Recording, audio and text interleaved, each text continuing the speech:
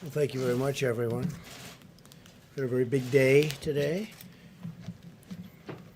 I want to start by saying that our love and prayers of every American continue to be with our fellow citizens who have lost a cherished friend or family member to the virus. Amidst our grief, we're making tremendous strides against this invisible enemy, thanks to our aggressive campaign against the virus and the extraordinary talent of our medical professionals. Our mortality rate remains roughly half of that of many other countries and one of the lowest of any country in the world. And that's due to a lot of things, but our medical professionals have been incredible. Since we announced our guidelines on opening up America, as we call it, we say opening up America, and we add the word again. I think we can add the word probably again, but that's what it is. We're opening up America again. 20 states representing 40% of the U.S. population have announced that they are making plans and preparations to safely restart their economies in the very near future. So that's 20 states. It's about 40% of our country. They're moving along pretty quickly. 3 announced today, as you know. And they're going to be doing it safely. They're going to be doing it with tremendous passion. They want to get back to work. The country wants to get back to work. A short time ago, the Senate passed the Paycheck Protection Program and Healthcare Enhancement Act with additional funding for the Paycheck Protection Program, hospitals, and testing. A lot of money for all of them, especially for our workers and our small businesses. My administration has worked aggressively with Congress to negotiate this critical $482 billion funding package. We reached a deal that includes $382 billion in crucial small business support to keep workers on the payroll, $75 billion to aid hospitals, which really need the aid, and very badly, very proud of that, and $25 billion to support coronavirus testing efforts. I urge the House to pass the bill, and they're going to be voting on it, I imagine, very, very soon. I think while we're here, and so he's a very busy man, as you know, Secretary Mnuchin, he's going to be running back, so I thought we'll talk about that now, and we'll take a couple of questions on that, and then he can go and start phase 4 as the ink is drying. Probably they'll be voting tomorrow in the House, but shortly, and I think we have tremendous support. So, Steve, please come up, say a few words. Steve? Yeah. Thank you, Mr. President, and thank you for all your work with us to get this passed. I'd especially like to thank Mitch McConnell and Chuck Schumer and the entire Senate for passing this. I'd also like to thank Kevin McCarthy and Nancy Pelosi, who have been working with us round the clock as well, and our Chief of Staff, Mark Meadows, who was also very instrumental in this. Let me just comment. We've had tremendous support for the PPP. This gives us another $310 billion for the PPP. We look forward to the House passing this tomorrow and being up and running quickly after that. This also gives us $50 billion for disaster loans, EIDL loans, that will allow the SBA to make $300 billion of disaster loans, all for small businesses. Also allows us, as the President said, more money to hospitals and unprecedented amount of money for testing. And again, I think we understand hospitals, not only the hospitals that have been impacted by coronavirus, but more importantly, many hospitals that have been shut down, and making sure that the doctors and nurses get money. Now, let me make just one more comment on the program. We have over 1 million companies that have received this with less than 10 workers. So there is very broad participation in really small business. I will comment, there have been some big businesses that have taken these loans. I was pleased to see that Shake Shack returned the money. We will be putting out some FAQs. There is a certification that people are making, And I ask people, just make sure the intent of this was for business that needed the money. We'll put out an FAQ. But again, the intent of this money was not for big public companies that have access to capital. And not for Harvard, you might say. So, Mr. Secretary, are you going to request that those other companies, 'cause obviously Shake Shack was not alone in being a big company that got money in this, are you going to be asking? I'm going to request. You're going to ask them to return that money? Yep. Yeah, Harvard's going to pay back the money, and they shouldn't be taking it. So Harvard's going to. You have a number of, I'm not going to mention any other names, but when I saw Harvard, they have one of the largest endowments anywhere in the country, maybe in the world, I guess, and they're going to pay back that money. And I just want to clarify, They shouldn't because have taken certain people on the PPP may have not been clear in understanding the certification. So we will give people the benefit of the doubt. We're going to put an FAQ out, explain the certification. If you pay back the loan right away, you won't have liability to the SBA and to Treasury. But there are severe consequences for people who don't attest properly to this certification. And again, we want to make sure this money is available to small businesses that need it, people who have invested their entire life savings. We appreciate what's going on, and they're hiring people back. And how are you going to ensure that those small businesses, those small restaurants, cafes, bars, who did not get the money last time around are going to get it this time? Well, as I said, there are a million of these companies that did get it that are very small. We're working with the banks. We're extremely pleased that the small banks did great. 20% of the loans were made by banks of $1 billion and less, 60% by 20 billion and less, and the big banks also. We want everybody to participate. There's now a lot of money back in the program, and we look forward to all these small businesses getting access to funds. Brett, it's great to see you here. Thank you, Mr. Secretary. Do you estimate how long this is going to take? That other pot of money obviously went quickly. Do you assume this is going to go quickly as well? Well, let me just say, we're pleased with the success of this program and how quickly this got up operationally. We've put out more money in these SBA loans than in the last 10 years of SBA. So I want to thank all the banks that have worked really hard. We knew that when we passed this originally, if there was full takeout, we wouldn't have enough money. That's why we've worked with Congress for more money. And this is going to, we've already impacted about 30 million workers. There'll be a lot more. So we look forward to this having a big impact on the economy. Yesterday, the president said he would look into the issue of felons, those with criminal convictions, getting access to some of these programs. I was wondering if you have an update on that. Sure. So we worked with the White House on this. There were actually much more onerous restrictions in the SBA program. There were people who had misdemeanors that weren't allowed to access the program. It was much longer than 5 years. And, we very much, because of the criminal reform legislation that was passed and the work that's been done in the White House by Jared and others, we specifically designed the program, and the 5 years was significantly shorter than what had been done before. So we had already taken that into account. Consideration of For now, we're not going to do that. But I want to just emphasize, we did take this into account. There were a lot of people that wouldn't have access previously, and we changed those regulations. Yeah, Mr. Secretary, the president talked about a phase 4. I know we all understand the circumstances and why businesses need this, but how many more phases can we afford to have, or can businesses expect to have? Do you see a phase 5, a phase 6, a phase 7? What's your thinking on this? Well, first of all, I very much appreciate the president's support for phase 4. He put out a tweet. As the president said, we would look forward to phase 4.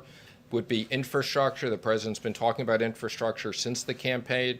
Roads, bridges, broadband, especially broadband now to rural America is very important. We've talked about incentives for restaurants, sports, entertainment, because these businesses have been impacted. The president has talked multiple times about a payroll tax cut. And we've also, we're talking about, in the case of states, we've heard from the governors and the fiscal issues of the states. I think phase 4 will most likely be what we'd need. I think based upon what we're seeing and the reopening of the economy and the amount of money we're putting in and working with the Federal Reserve on 13.3, I think you're going to see a lot of liquidity, and we look forward to business rebounding, especially later this summer. Just real quick to follow up, and the PPP program, is this the last tranche of money you think you're going to need for small businesses? We would expect this is the last tranche, but obviously we can always reconsider that. But this is a lot of money going out. Again, let me just be clear. You know, it's another $310 billion here and another $300 billion of loans. That's over $600 billion putting into small businesses, which are the backbone of the economy, 50% of the private payroll. How much do you think Phase 4 will cost? And it will include all of those things? It'd be payroll premature costs? for us to comment what the cost is. We'll work with Congress on that, and we'll consider it. Infrastructure and Infrastructure payroll? could be a big investment. That's going to be good. Size of the taxpayer dollars that are going out the door, you fellows come to a different way of thinking about the need for oversight, independent oversight on behalf of the taxpayer. We have independent oversight. We supported in the last legislation. Let me be very clear. We have a new inspector general. The president has already picked someone for that position. We look forward to the person being confirmed. We have an oversight committee of Congress that many of them have already been appointed. And let me just say, we put up last week for full transparency. We had no obligation to do this. We put up, you can go to treasury.gov, full transparency on the money that had been sent out on the PPP across states, showing all the big lenders, how it was distributed. No one lender did more than 4%, showed the businesses. So again, the president and I very much believe in full transparency. We're spending a lot of money, and we want to make sure that it's done effectively and fairly. Secretary, thank you.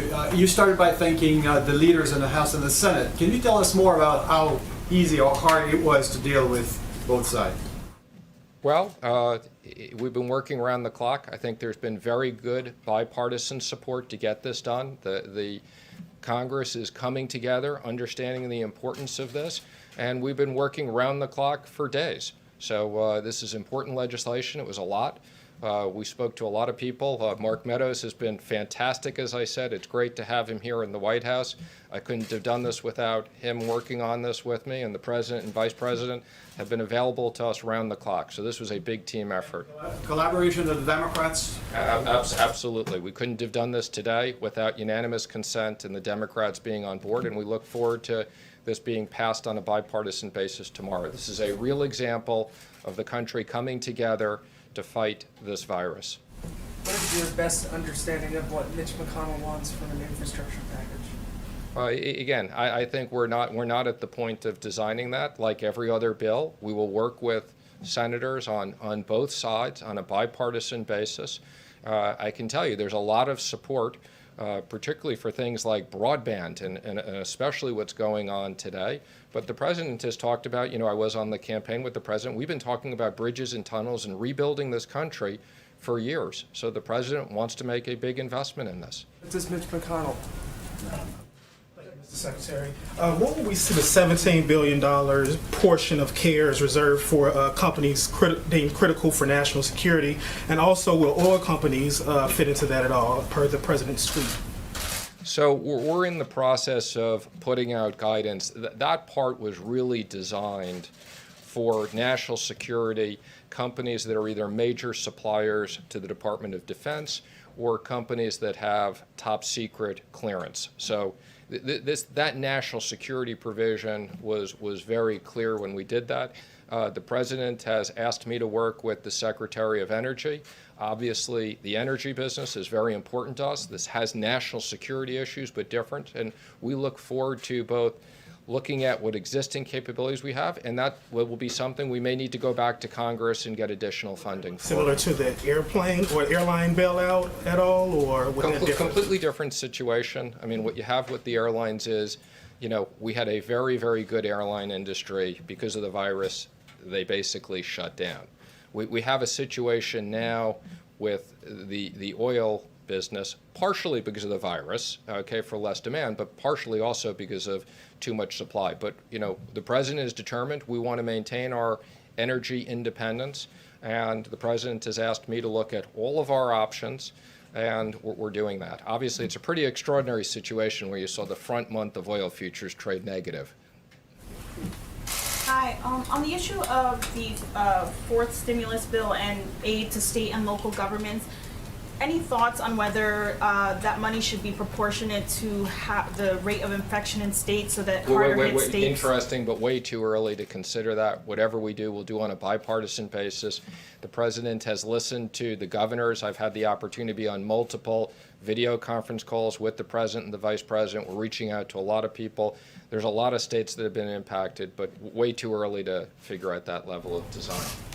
You mentioned if a large company applies for one of these loans and maybe manipulates or works the system or works the loopholes to get it, what are some of the consequences to, if a large company tries to get one of these PPP loans? What can you do?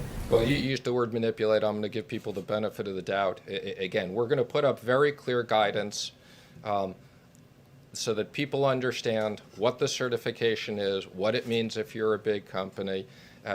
Again, there is a provision for, where there are multiple affiliates that people can access this, but the intent was not for companies that have access to plenty of liquidity and other sources. And again, if to the extent these companies didn't understand this and they repay the loans, that will be okay. And if not, there'll be potentially other consequences. Can you talk about what those consequences could be? Again, you can look at the certifications. They're quite significant. Do you have an estimate how many jobs have been saved with all the money that's gone out in PPP so far? Well, I can tell you the PPP so far is over 30 million jobs. And again, that doesn't account for other money that we've sent out. And again, we're very pleased. The direct deposits have gone out. We've started sending out the checks. We're also going to be supplementing our capability and sending prepaid debit cards so we can get money out quickly to people.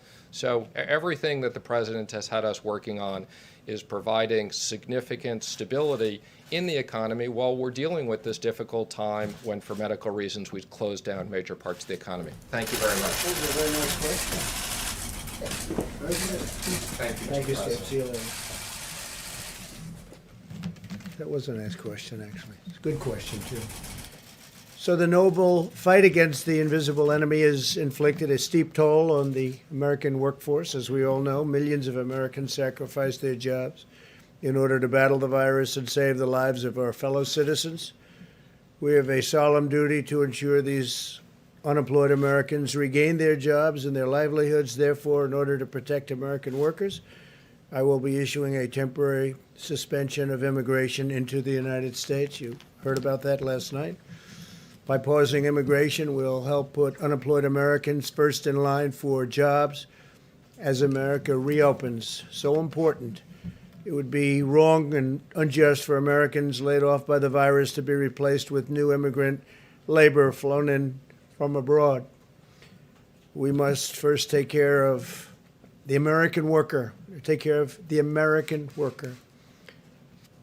This pause will be in effect for 60 days, after which the need for any extension or modification will be evaluated by myself and a group of people based on economic conditions at the time.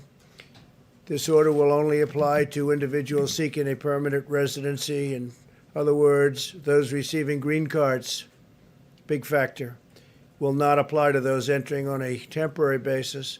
As we move forward, we'll examine what additional immigration-related measures should be put in place to protect U.S. workers. We want to protect our U.S. workers, and I think as we move forward, we will become more and more protective of them. This pause on new immigration will also help to conserve vital medical resources for American citizens. A short break from new immigration, depending on the time we're talking about, will protect the solvency of our healthcare system and provide relief to jobless Americans. Today, Vice President Pence visited the hardworking men and women of General Electric Healthcare in Madison, Wisconsin, who are working 3 shifts a day to quadruple their production of ventilators. We're way ahead of schedule on ventilators, as you know. That's why it's never brought up by the media. They don't like to bring things up when we're doing so well. GE is also working with Ford to make 50,000 ventilators in the next 100 days, more than our entire country typically produces in a very long period of time, doing that in a matter of a few weeks and a few days. Earlier today, I had a very productive meeting with Governor Cuomo, as you probably saw, to discuss his statewide testing strategy and how we can work together to help expand it with the goal of doubling testing in the next few weeks. And New York State will be continuing to control the testing of their citizens and will also manage their state and local laboratories. They have a lot of great laboratories there, more than anybody would ever have known, frankly. The federal government will work along with the state on the national manufacturers and distributors. Together, we'll all work together to help them secure additional tests, and we hope that this model will work with the other states as well. I think it will, for the most part. New York has a lot of very exceptional laboratories, but most of the states do. You saw the chart yesterday. Most of the states do. I'm proud of the relationship my administration has forged with New York, and I can say very honestly with New York State and New York City. They've been terrific to work with. The New York metropolitan area has been the epicenter of the outbreak here in America, and the federal government has spared no expense or resource to get New Yorkers the care they need and the care they deserve. We've sent over 5 million masks. We had 5 million masks, and now that number, as of about 2 days from now, will be more than doubled. Thousands of ventilators. In fact, so many ventilators that the governor is going to be sending up some to Massachusetts and a couple of other locations. We have a great deal of ventilators, which people thought would be impossible about a month ago. Thousands of hospital beds, and the USNS Comfort was sent, as you know, to New York, and it was originally for more of a normal medical purpose, and we changed it over so that it could take care of people that had the unfortunate circumstance of going through the problem that we know so well, unfortunately, that we know so well. I said from the beginning that no American who needs a ventilator would be denied a ventilator, and we have kept that promise all over the United States. Think of that. Other countries are desperate for ventilators. They have many deaths because they don't have a ventilator. And I've asked Andrew if we could bring the Comfort back to its base in Virginia so that we can have it for other locations, and he said we would be able to do that. Javits Center has been a great help to them, but we'll be bringing the ship back at the earliest time, and we'll get it ready for its next mission, which will, I'm sure, be a very important one also. But it was an honor. They reconverted it after it got there into handling an event that they were not expecting to be handling. The FDA has now authorized more than 50 diagnostic tests, including, as of late last night, the first test that a patient can take home. You can take it at home, and it's highly accurate. LabCorp intends to make the home collection kits available to consumers in most states with a doctor's order in the coming weeks. We also have 4 different antibody tests already authorized. Tests will help identify individuals who can donate convalescent plasma, thus providing potentially life-saving antibodies to American patients. Dr. Hahn will be providing you with an update on these developments in a few moments. He's done a great job at the FDA. We continue to gain ground in the war against the unseen enemy, and I see light at the end of the tunnel. I actually see a lot of light at the end of the tunnel, and we're starting the process. We're starting a very, very powerful, important process. You see that people are getting very anxious. They want to get going. They want to get back to their jobs. They want to make money. They want to take care of their families. So the light is getting brighter and brighter every day. And with that, if I could, I'll ask Dr. Birx to come up, and then Dr. Hahn. Thank you very much. Thank you, Mr. President.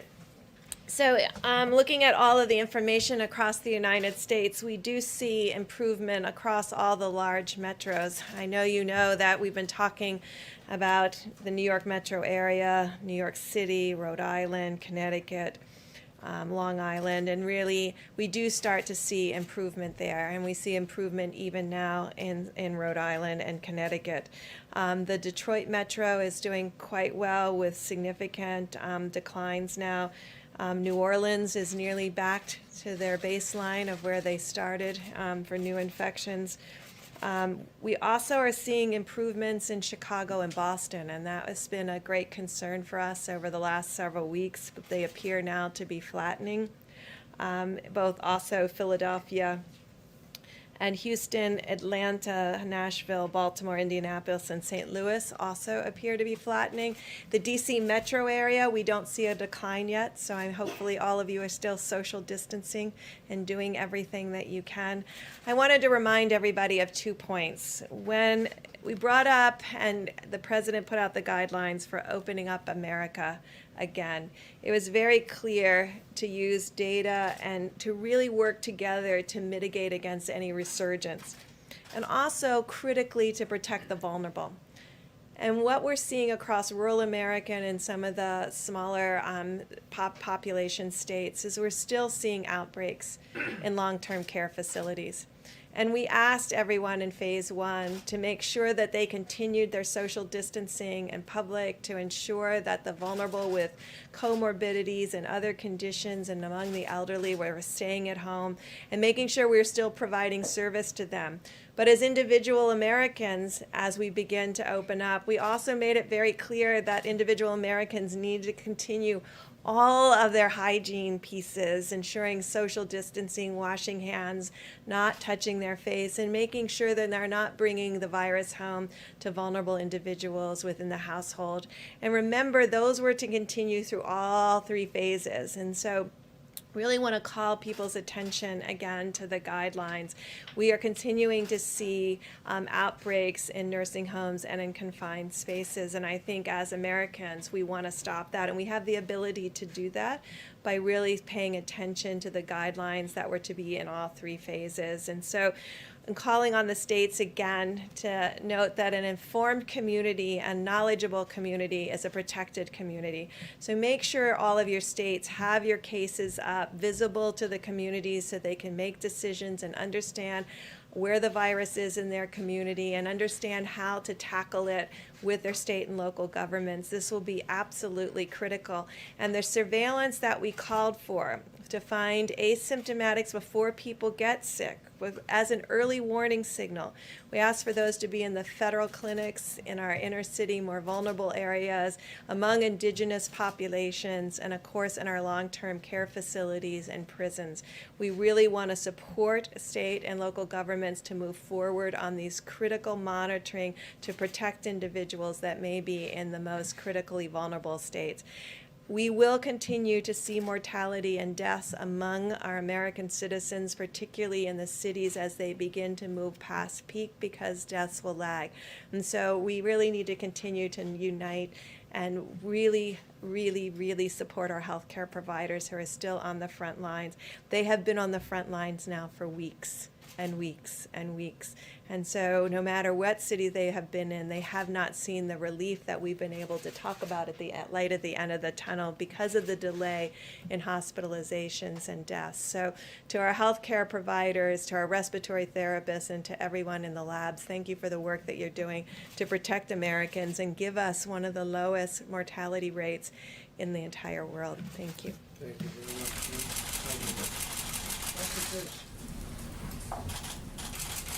Thank you, Mr. President. And I just want to echo what Dr. Burke said just a few short months ago. I was one of those doctors on the front lines, and I know how terrific they're working and how well they're doing for the American people. And a shout out to them for just the wonderful work that they do every day.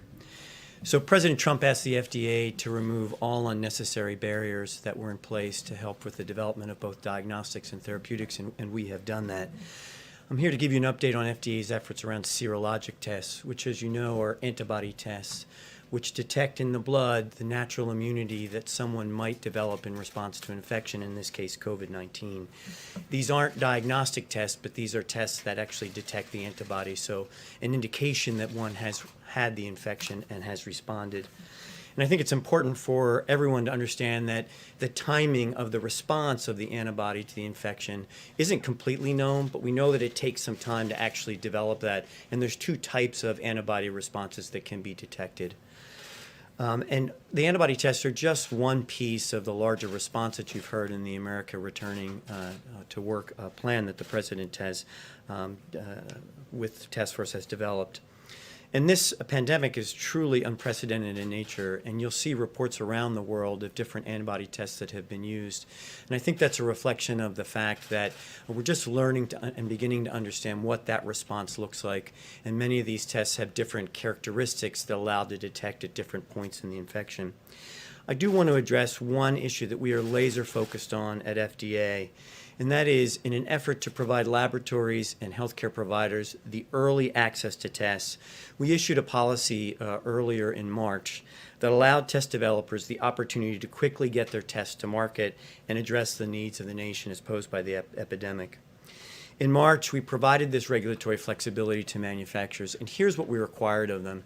The manufacturers had to validate their tests. We call it self-validation, similar to what many test developers in the world have done. They had to notify FDA that they had performed that validation. And then they had to label their products appropriately in the package insert with information about the validation, as well as the fact that it's not a diagnostic test, that it's an antibody test. And the bottom line here is that FDA still expects manufacturers and test developers to validate their antibody tests even under this revised policy. Now, we've done a couple of things to actually help end users, to help laboratories, providers, et cetera, states in terms of their use of these antibody tests. One is that we're working with CDC and NCI to actually validate some of the more than 90 manufacturers who've notified us that they brought their test to market, to do an independent validation. And that process is going. We expect to hear more information this week about that, and we will provide that information in a transparent manner. We also want to go after anyone who is saying that the test has been authorized or has been approved by the FDA, but actually hasn't. And we've authorized 4 applications for antibody tests, and 140 test developers are pursuing applications for us as we speak. So it's not okay for someone to say that a test has been authorized or approved by FDA when it hasn't, and we are pursuing them both by in direct contact with the manufacturers, but also at the border. And so we have increased these interdiction efforts, and we will continue to outreach and do that with the manufacturers to make sure that we provide the most up-to-date information to the end users of these products. And we will continue to make all of our efforts, both in the diagnostics and the therapeutics, to help America open up again. Thank you, Mr. President. Thank you very much. Dr. Hahn? Please, go ahead. Dr. Hahn, you're speaking of 140 different developers, more than 90 manufacturers. How many of these tests actually work? So as I mentioned, the 90 that have come forward and said they're marketing in the U.S., they are required by us to have self-validation, and they're required to label that appropriately in their package insert. And they also said that what we're doing is we're working with folks around the country, but here at home at the U.S. government with the NCI and CDC to validate some of those tests that have come forward to us. So we're actually doing some independent validation. What have you found so far? So we don't have those results yet. I expect to have more results this week, but we will be transparent about those results because you think it's very important. And your question is superb in that if someone wants to use a test that's come to market, really it's important to read the information that's in the package insert, but often in some of those cases it's also important for the independent labs to do the validation also. And you may have seen reports in the press of labs around the country that have done that. We've actually reached out to them, many academics, and we will be including that information in the information that we generate as well to provide to the American people. Dr. Hahn? Well, we have you here. There was a study out of the VA today on hydroxychloroquine that found a higher mortality rate compared to those who got standard of care. And I know this isn't a large-scale clinical trial, but since this drug is out there and people are using it, can you give some takeaways from that study? Did that change your thinking at all on hydroxychloroquine? So this study is a small retrospective study at the VA, and similar to the data we talked about before with the French study, this is something that a doctor would need to consider as part of a decision in writing a prescription for hydroxychloroquine. And as I've mentioned from this podium and in other venues before, what FDA is going to require is data from clinical trials, randomized clinical trials, hydroxychloroquine placebo to actually make a definitive decision around safety and efficacy. But the preliminary data are helpful to providers. And doctors, I want to ask them to incorporate the data as we have it come forward. And it's not definitive data. It doesn't help us make a decision from a regulatory point of view. But doctors should incorporate that in the decision making they make on a one-on-one basis. And just the timeline on the clinical trials and when we will be getting a readout of that data? So the good news is we have over 30 clinical trials. Now the settings are very different. They're in the outpatient setting, they're in the inpatient setting, and also I think very importantly in what we call the post-exposure prophylaxis, meaning if you're a healthcare worker or a frontline provider and you've been exposed to the virus, take the drug for a period of time to see if you can prevent the development of illness related to the virus. So all those trials are in progress and will probably be early summer before we get a readout. And Mr. President, if I can pick up on that. And all of these tests, I want to say, are in addition to the tests that we already have. And we have tested more people than anybody anywhere in the world by far, by very far. Mr. President, if Mike, I can... you have a question? Well, I think you wanted to follow up on the hydroxychloroquine. The hydroxychloroquine, I'm wondering if you're concerned, this VA study showed that actually more people died that used the drug that didn't, and I'm wondering if Governor Cuomo brought you back any results. No, we didn't discuss it, and I don't know of the report. Obviously, there have been some very good reports, and perhaps this one's not a good report, but we'll be looking at it. We'll have a comment on it. A panel of experts at the NIH is actually now recommending against the use of hydroxychloroquine in combination with Z-Pak, which is something you've Okay, well, we'll been take a look at recommending. that. I'm always willing to take a look. Brett? Another subject, you were signing of the executive order. When do you plan to do that? The executive order will be, it's being written now as we speak, probably tomorrow sometime. So will it have exemptions in there for We'll have certain- certain exemptions, because you're going to need certain exemptions, but we'll be notifying you tomorrow. We'll sign it most likely tomorrow, being drawn now and tonight. And it's something we have to have in this country. We have to have it. So for the people who say it doesn't track with opening up the country to shut down immigration across the board for companies that, and the pipeline that's already in place, what do you say to them? Well, I think it really does. I think it's very strong, obviously, and it's countrywide as opposed to specifically like China or some of the other ones that I've shut down. We're going to see, and you'll see a very accurate definition tomorrow after it's completed by the attorneys. Last thing for me, North Korea. What can you tell us about the status of Kim Jong-un? Well, these are reports that came out, and we don't know. We don't know. I've had a very good relationship with him. I wouldn't, I can only say this: I wish him well, because if he is in the kind of condition that the reports say, that the news is saying, that would be that's a very serious condition, as you know. But I wish him well. We've had a good relationship. I've said it, and I've said it many times. If somebody else were in this position, we would have been right now at war with North Korea. And we're not at war, and we're nowhere close to war with North Korea. So I just have to say to Kim Jong-un, I wish him very, good luck. Good luck. I mean, they came out with very, very serious medical reports. Nobody's confirmed that. It was CNN that came out. So when CNN comes out with a report, I don't place too much credence in it. Your meeting with Governor Cuomo, did he convince you of a need for expanded testing? Or Yeah, we had a great talk on testing, and we have an agreement. We have an understanding on testing. They have labs, tremendous labs, as you know, in New York, especially in the Manhattan area, but all over the state. And great medical schools and federal labs. So we have a very good understanding. We're going to do very significant testing. Not everybody wants to do such significant testing.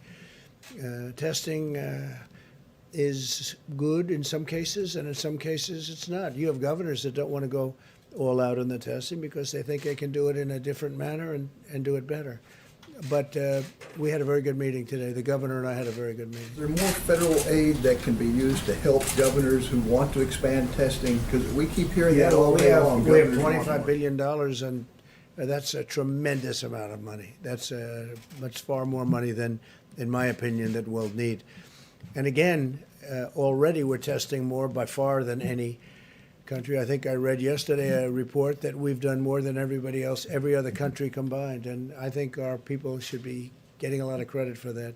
We've done a lot, more than everybody else combined, and you never hear that in the news. It's, unfortunate. Yeah, please. Yeah, Mr. President, just back on the executive order for a second. You mentioned there are going to be some exemptions. We're reporting right now that it only applies to employment, green cards for employment, but not for those for Well, it is immediate green family. cards, but we're going to be reporting on that later on. It might be tonight or tomorrow. We'll give you an exact report. You consider people who may be worried about the ability to bring immediate family members into this. No, I think it's been covered pretty accurately in this case. I think most people know what it is, and some people will be able to get in. We have to do that, obviously, even from a humane standpoint. But there'll be some people coming in. But it's a strong order. It's a strong order. It involves a big circle, as you know. Please. Are immigrants who are already in the country, are they at greater risk of deportation based on this order?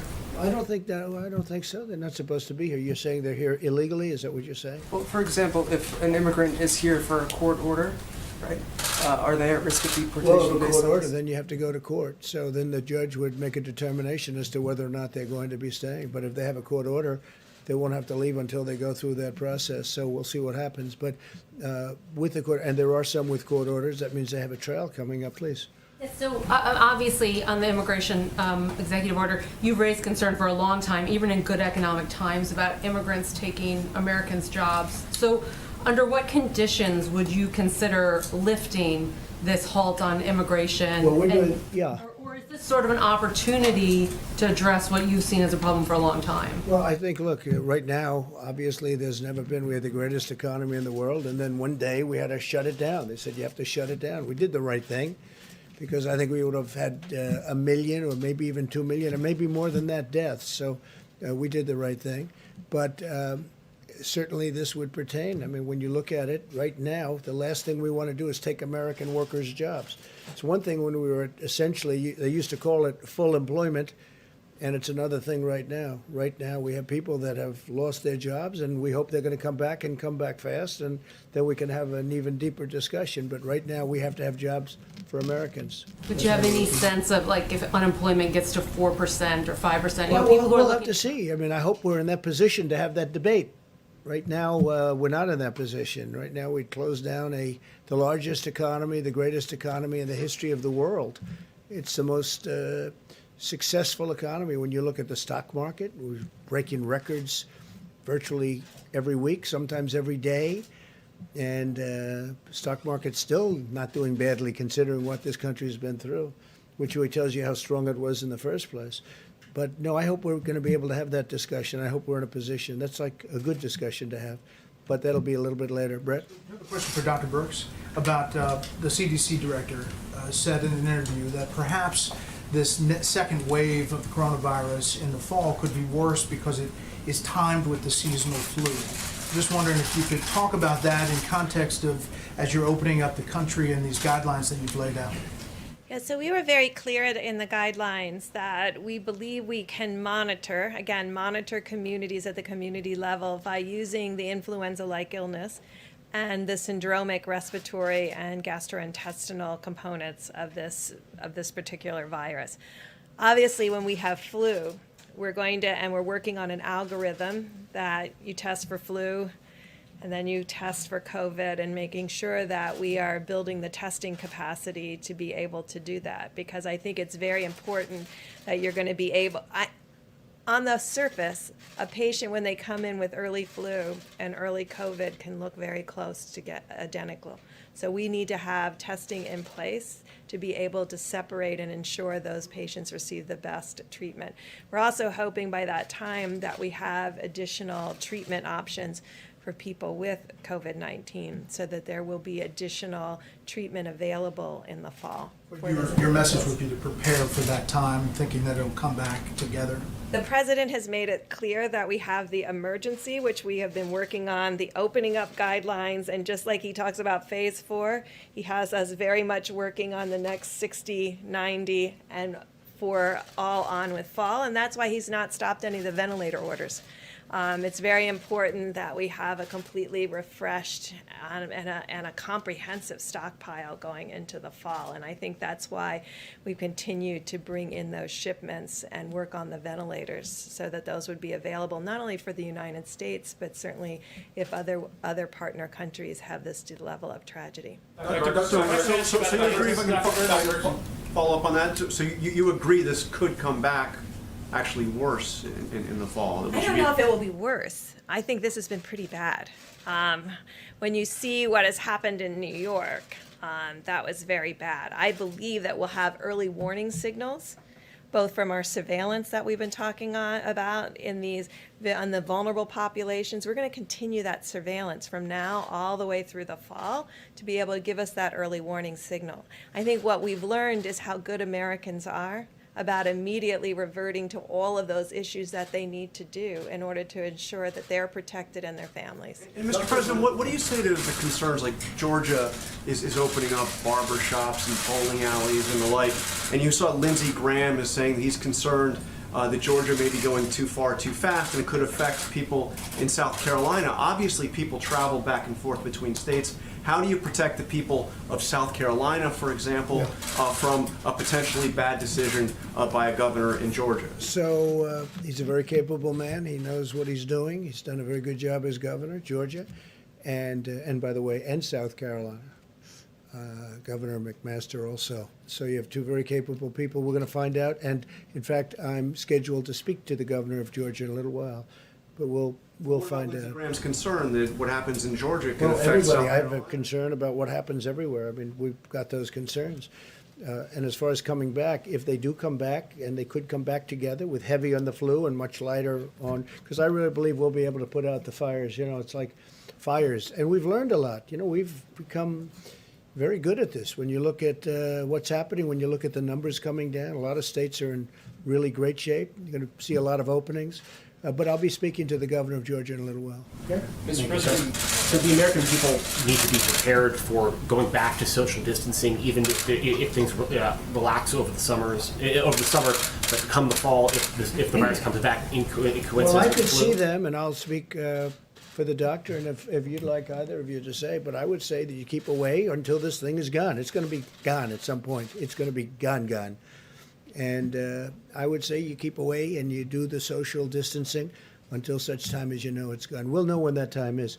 Your executive orders to last for 60 days. How will you decide whether to extend it? Does it Well, I'll look at the depend on- economy. I'll see where we are with the economy, basically, and I think I'll have a very easy decision to make. I hope that the economy is going to be great by that time, but we'll see. But right now, in light of the fact that Americans are out of jobs, I can't be taken in. Roll it for another 60 days, or? Well, I could roll it for 30 days, or I could roll it for much more than 60 days. We'll have to take a look at the time, but we'll be looking at 60 days, and we'll see what it is. Yeah, in the back. And there is reporting that you... Under immigration order. I'm sorry, you go. Why don't you go, and then you. Okay, on the immigration order, we'll continue with that. There is reporting that you may actually sign a second order to even limit more of those exemptions that you were just talking about. Can you confirm that It you could are happen considering? if I want, but I won't be doing it tomorrow. I'll be signing the primary order, and then we have a secondary order that if I want to do that, we'll make that determination. We Is can that- do that. Yeah, we can do that at a little bit different time if we want. But that is under consideration at this Yeah, time, a sure, second sure. order? Secondary orders, yeah. Please. Thank you, Mr. President. I have two questions, one from me and one from a reporter who couldn't be in the room because of You social always have distancing. one from him, one from. That's the seat. This is a Okay, print good, that's seat. good. So my first question is about your immigration order. You campaigned on reducing legal immigration. I remember your speech in Phoenix in 2016 on reducing legal immigration. No, I can't In be this- legal and illegal, but no, I've always said you have to come into the country legally, so not legal. What I campaigned on was people just flooding our border and stopping. And by the way, speaking of that, we have 170 miles, almost 170 miles of very powerful border wall up, and it's moving rapidly, very quickly, and it's having a tremendous impact, and it's making our job a lot easier. Plus, Mexico has 27,000 soldiers right now on our southern border that we share with them, and Mexico's been terrific. They've really helped. You also campaigned on reducing legal immigration, and I'm wondering if some critics are saying that you are using the virus now in this crisis to follow through on that promise to reduce No, I'm legal not doing that. No.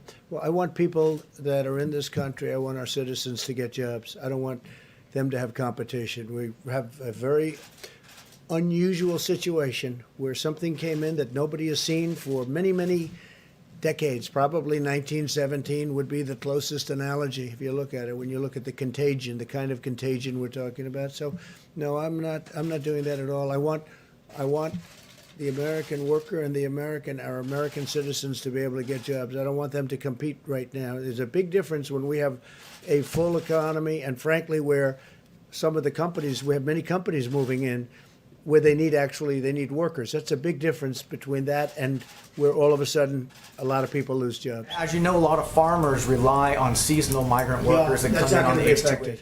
The farmers will not be. That's an important point. The farmers will not be affected. Yeah, that's a very important point. I mean, it's a great point, actually.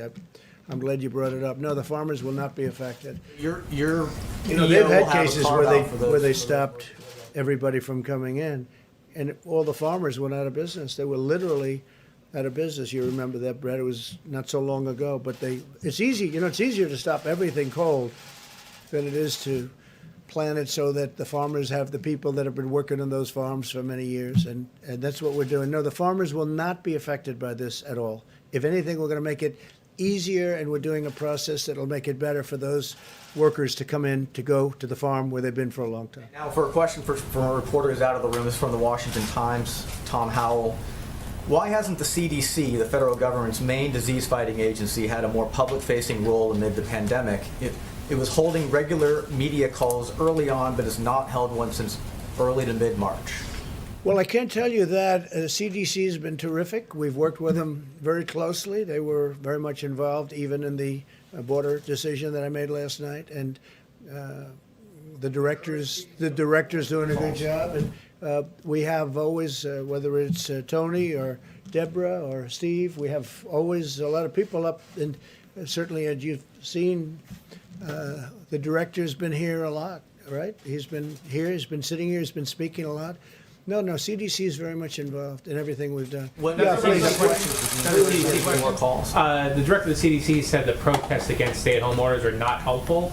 You've encouraged some of these protests. What are your thoughts on the CDC director saying that these protests are not a good idea? People, look, it's not a question of helpful or not. People want to get back to work.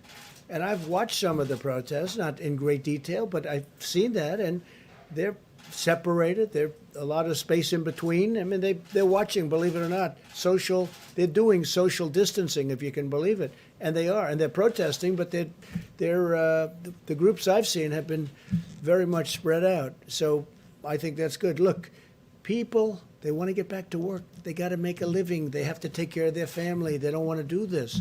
It's, unfortunate, maybe one way or the other. Both are unfortunate. But you have a lot of people out there that are anxious to get back. Yeah, please. Surveys seem to be indicating that people are actually more concerned. More people are concerned about the virus spread, and they don't want to go out. Yeah. They No, don't that's want to go true. to work. They They're don't want both. to go outside. They're two groups. They're big groups, both of them. So my question is, what good is it for these businesses that would reopen if the customers are Well, afraid at to the go same outside? time, we have to build back our country, and I'm going to make our country bigger and better and stronger, and we have to get started. There's a big difference, though, because people have really been through a lot, and they understand what to do now. Before, nobody had ever heard of a thing like this, wouldn't you say? I mean, nobody ever heard of a thing like this. Distancing, social distancing, what does that mean? Washing your hands every 15 minutes, what does that mean? I mean, people had never seen or heard about anything like this. Now they really are. They've not only have they done it, but they've done a good job of it. But you have people, you can't break the country. At some point, you have to go back. Now, hopefully the governors are going to do, because I want the governors, and I've always wanted that. You could call it federalism, you can call it whatever you want. But the governors, I want them to do it. If we see them doing something we don't like, we'll stop it very quickly. But they're doing a good job. They're being careful. Some of the governors, frankly, they're in a position where they can do it sooner or they can do it a little bit later, and that's okay. But people, they don't want to, they need money. They need help. We're going to lose, and we can't break our country over this. We can't do it. We have to get going. With that being said, some are going to go soon and some are not. Yeah, in the back, please. If I might just, pardon me, hair salons, nail salons, tattoo parlors. Dr. Birx, can you weigh in on this? Because the people of Atlanta want to hear from you as well, as much as they want to hear from their governor and from you, Mr. President. I think it's fine. How do you safely have hair salons and nail salons and tattoo parlors where people inherently, this is in Georgia, where people have to inherently be close together? I think what I've been trying to communicate over the last several days is it's really important that the governors and mayors communicate critical information to their communities and show very clearly the data. Remember, we wanted this data and evidence-based, the data that they utilize to make decisions and the data that the mayors should use in each of the communities, because it will have to be on a community-by-community opening, because there are different communities in different places, even in Georgia. And so I believe people in Atlanta would understand that if their cases are not going down, that they need to continue to do everything that we said: social distancing, washing your hands, wearing a mask in public. So if there's a way that people can social distance and do those things, then they can do those things. I don't know how, but people are very creative. So I'm not going to prejudge, but we have told people very clearly, and the president guidelines made it very clear about the expectations of phase one. And remember, phase one also included social distancing in restaurants, social distancing in every place that was entertainment, and keeping your own individual social groups to less than 10.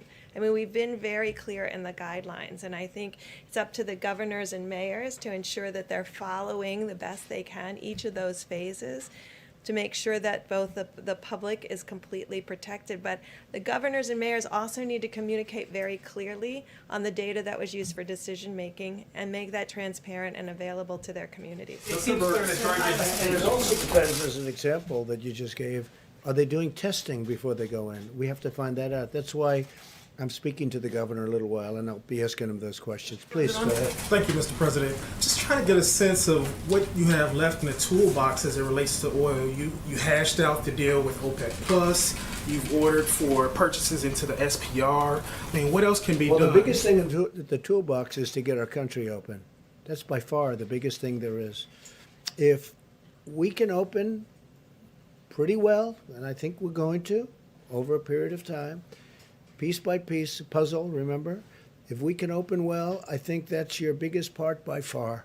That's where the engine is, more important than any other thing that we can work on. Please, go ahead. Thank you, Mr. President. Two New York-related questions. In your meeting with Governor Cuomo, was there talk about providing states like New York with aid in the fourth stimulus package? I'm wondering if you have any thoughts on whether that aid should be tied to infection rates, whether states like New York, New Jersey that have been hardest hit should receive more money, and also wondering if you have any thoughts on Mayor Bill de Blasio saying today that he'd like to host a ticker tape parade of sorts once this is all over to honor the healthcare workers. Does a New Yorker have any thoughts? Frankly, that sounds like a good idea to me. When it's all over, it sounds like a great idea. They deserve it. They're warriors. They've done an incredible job. We mentioned briefly the state aid. We talked about that, Governor Cuomo and myself, and I agree with him on that. And I think most Republicans agree too, and Democrats. And that's part of phase 4. And I think infrastructure is going to be a big part. We have to rebuild our country. I mean, you take a look where we spend, and we go over this all the time, but $8 trillion in the Middle East. We want to rebuild our country. And that means our bridges, our tunnels, even schools. We're doing something with schools. We have to do our roadways. That what's happened. We spend so much money on other countries that they don't appreciate it. Okay? They don't appreciate it. We're going to spend money now on our country, and it's going to be our jobs, and it's going to be our equipment. It's going to be made. Much of it is going to be made here. Hopefully, at some point, all of it's going to be made here. John? Mr. President, at that podium back on March 9th, Vice President Pence said that over 1 million tests had been distributed, and then he said, and this is an exact quote, before the end of this week, another 4 million tests will be distributed. As you know now, 6 weeks later, we still aren't at 4 million tests. I don't know what to say. With the testing. Ready? Are you ready? Again, I'll say it for the 5th time. We have tested more than any country in the world, and some of the countries are very big. Okay, more than any country in the world. We have one of the most successful, if you call mortality rates because one person, and I always say that for you in particular, one person is too many. But we've done very well. Our testing, if you add them all up, we've tested more. Now, I don't know what Mike Pence said, but I'm sure he could answer that He's question. at 4 million tests, and we're You 6 know weeks what? later. we're You not ready even at that again? point. We've tested more than every country in the world, even put together. So that's all I can say. As far as Mike, he'll answer your question when he's here. Mr. President. We'll be back tomorrow. I just want to go back to the China deal and the phase one of this China deal. Yeah. The flight ban is still in place. How confident are you that the Chinese are not going to invoke the natural disaster clause to just wait before getting into their... Well, we're going to see. Look, there's nobody ever been tougher on China than me.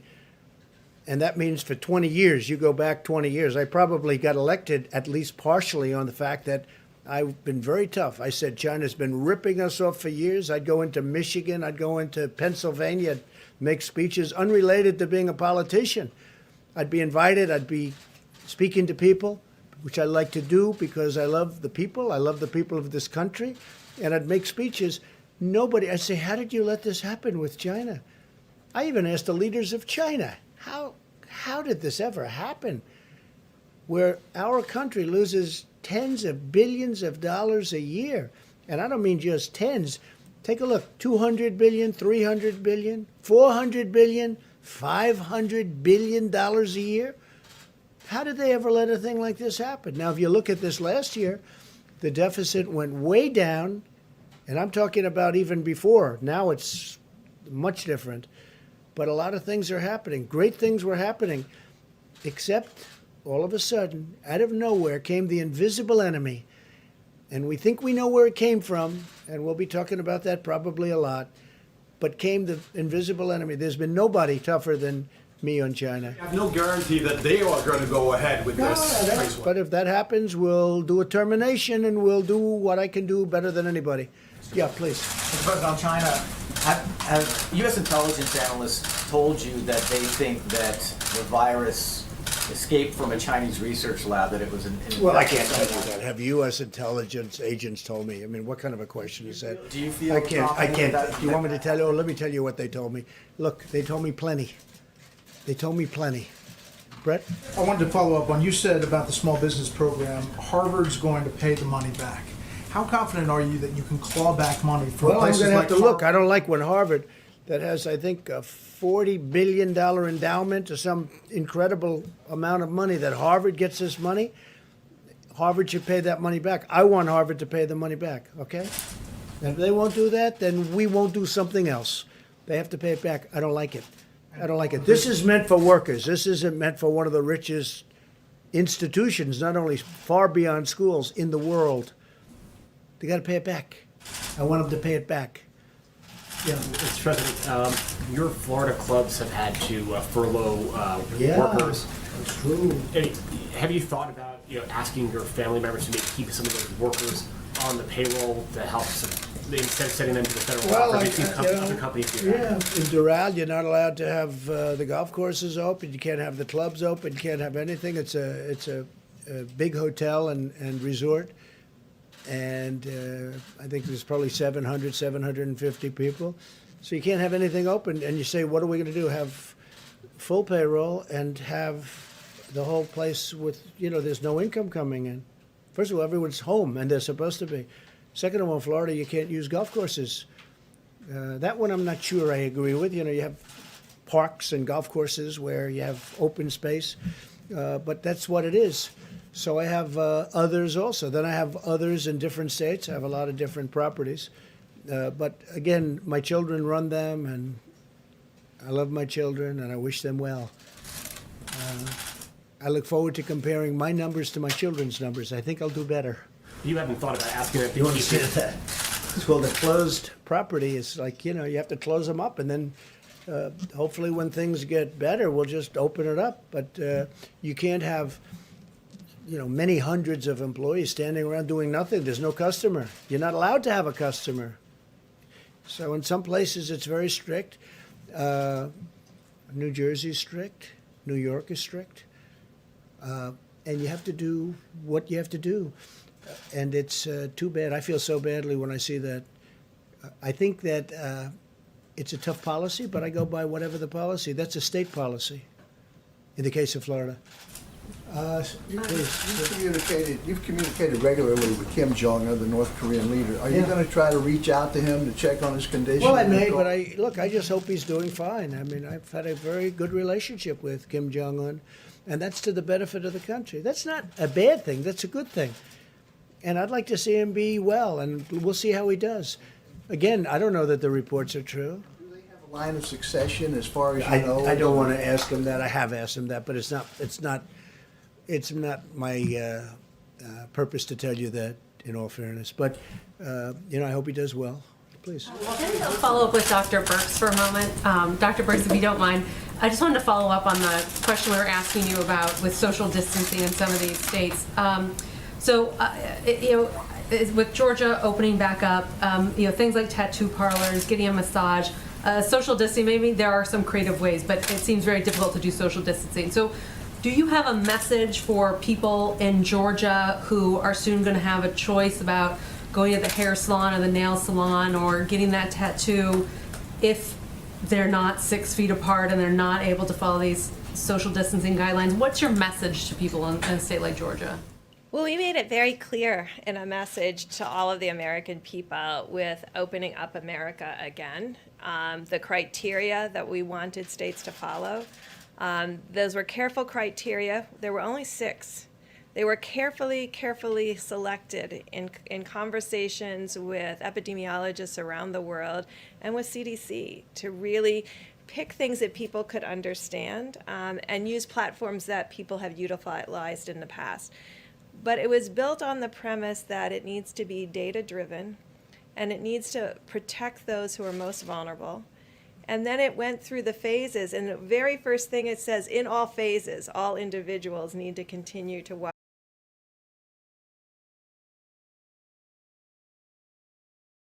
We've got to be very careful.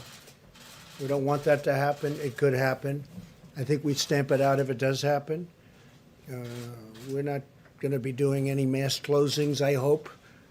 So I think we could, I call them some burning embers, and we put them out.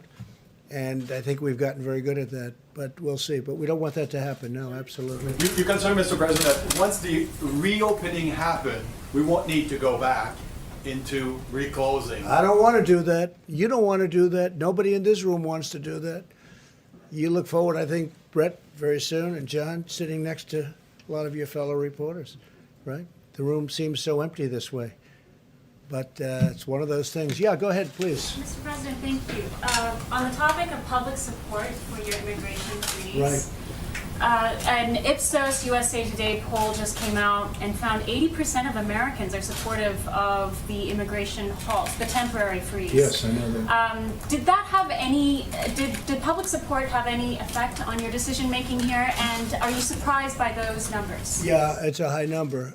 I did not see that number. I heard there was a poll. I'm sure there'll be a lot of polls. No, look, I think the American people want to make sure that they have jobs for the American people, not for people that come in many cases illegally into our country. So we're doing that. I don't know what the numbers are, but I think just common sense tells you that's where we should be, and that's where the American people want to be. And we're going to build our country back. And I'm telling you, with all of the things that we're doing and infrastructure, which we desperately need, it's going to be an incredible thing taking place. I think it's going to be a renaissance. We're going to have something that will be, a lot of people are going to go to work building those roads and bridges and tunnels and highways and all of the other things we're going to be building. And broadband for the Middle West. I mean, the farmers haven't been treated fairly.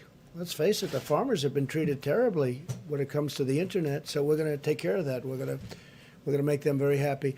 So we'll see you all tomorrow, and we'll have some interesting things to put out tonight. And I appreciate you being here, and it's an honor to have Brett Baer here. I've used his slot a lot, John. I've used that slot a lot. Get on, Mr. President. No. We want to have you back soon. Thank you very much. Thank you, everybody. Thank you.